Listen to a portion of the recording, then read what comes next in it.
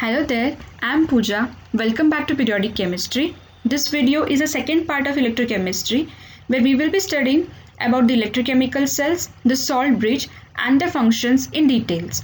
So let's start. Electrochemical cells are of two types, galvanic cell and electrolytic cell. The diagram below indicates the major differences between these two cells. Let us study in detail one by one. In galvanic cell, chemical energy is converted into electric energy, while in electrolytic cell, electric energy is converted into chemical energy. This is the major difference between these two cells. We can remember a short notation, lone for galvanic cell and lope for electrolytic cell. What is this lone and lope?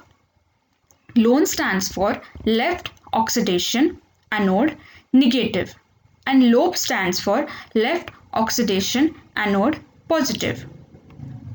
That means oxidation takes place at anode, which is a negative electrode, and it is to the left side, while reduction takes place at cathode, which is a positive electrode, and that is to the right side.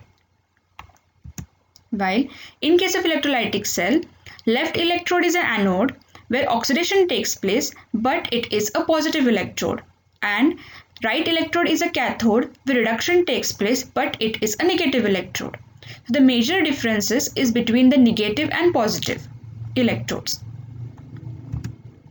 So as we know that oxidation is a loss of electrons, that means electrons will be generated at anode, and anode is a negative electrode.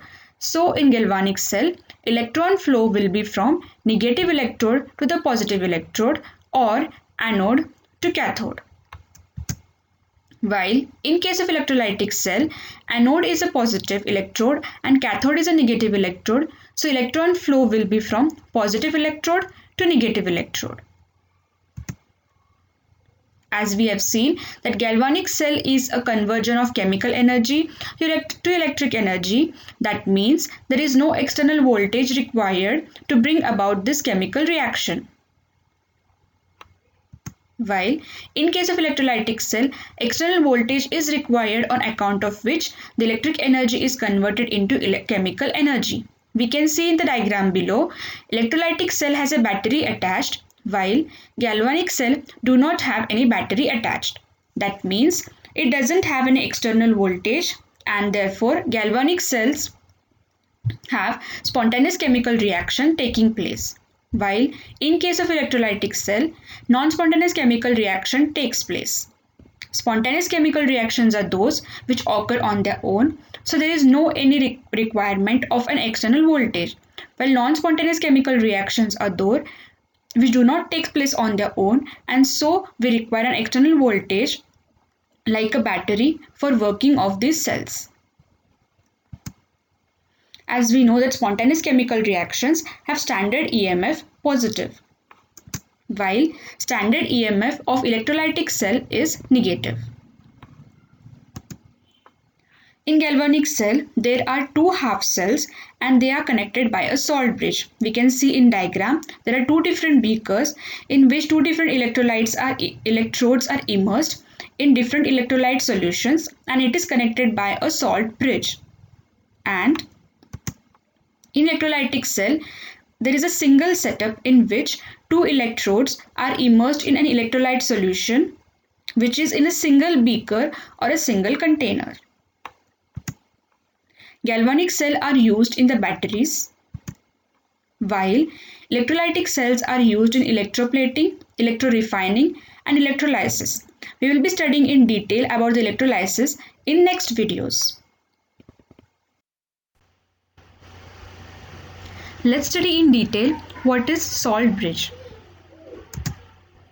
Salt bridge is a U-shaped tube. We can see two salt bridges here. You can find this salt bridge in many of the chemical laboratories in your schools and colleges. So what does this salt bridge contain? It contains saturated solution of inert electrolyte like KCl, that is potassium chloride, or NH4NO3, that is ammonium nitrate, and 5% agar-agar solution. What is meant by inert electrolyte? The electrolytes which do not take part in the chemical reaction. So, main purpose of the salt bridge is to connect the two half cells and complete the circuit without taking part in the chemical reaction.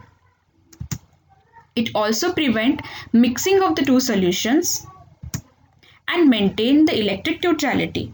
What is mean by maintaining the electric neutrality? That means to respect the conservation of charge and avoid acquiring net charge.